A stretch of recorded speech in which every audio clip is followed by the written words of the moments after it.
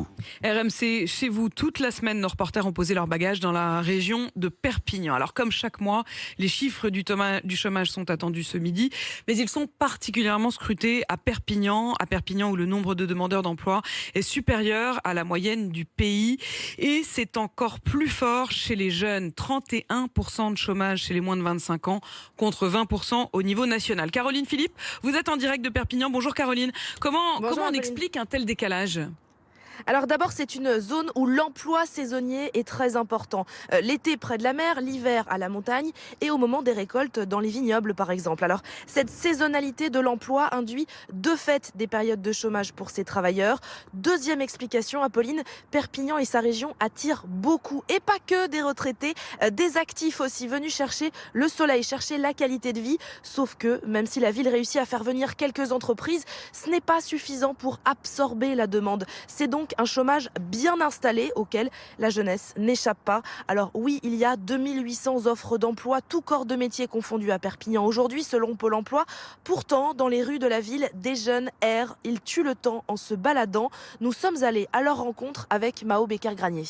Ça fait quelques mois que j'ai amené un CV et j'attends une réponse. Et je vois pas de réponse pour l'instant. Voilà, je vais voir mes potes, on fait un tour, on se promène en ville.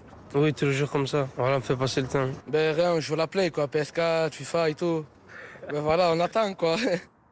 Alors ça, c'est ceux qui ont un petit peu lâché l'affaire, mais vous avez aussi rencontré des jeunes qui tentent de se réinsérer dans le monde du travail. Oui, grâce à la mission locale de Perpignan notamment, où nous nous sommes rendus avec Mao Becker-Granier. Chaque jour, des dizaines de jeunes viennent échanger avec leurs conseillers ou suivre des ateliers.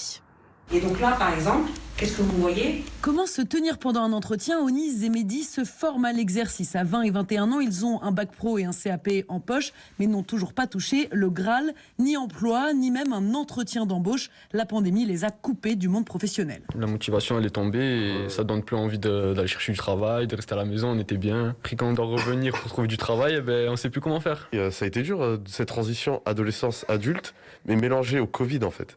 Et on est perdu en fait, on nous sort des trucs qu'on connaissait pas. Au-delà de ses difficultés personnelles, Mehdi a l'impression de ne pas être considéré quand il envoie un CV et qu'on ne lui fait pas confiance. Après, il y a aussi les employeurs qui ont les mauvaises images des jeunes en fait. Qui se disent ah ouais, il a pas envie de bosser, il va pas se réveiller tôt le matin, ou alors il va bâcler le travail en fait, il a pas envie de travailler.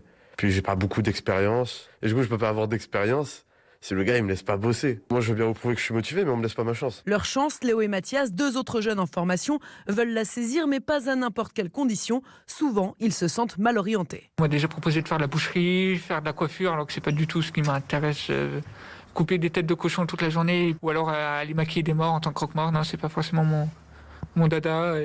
Non, je préfère rester chez moi. Ouais, je préférerais chercher, prendre du temps pour aller chercher autre part quelque chose qui m'intéresserait potentiellement, plutôt que de me lever et d'aller faire quelque chose qui me plaise pas. En plus, ça me minerait beaucoup le moral de faire quelque chose qui me plaît pas du tout.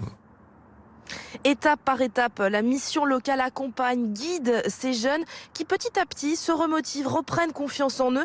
Alors depuis la crise sanitaire, la structure accueille davantage de jeunes, 2500 de plus par an. Certains bénéficient de la garantie jeune. C'est une allocation de 497 € par mois pour les motiver à participer à des stages en entreprise, à des formations ou à venir à leur rendez-vous avec leurs conseillers. Caroline Philippe en direct donc de Perpignan, vous êtes avec Mao Becker-Granier et on vous retrouve bien sûr demain matin puisque vous y êtes pour toute la semaine. Rendez-vous RMC chez vous tous les matins après le journal de 7h.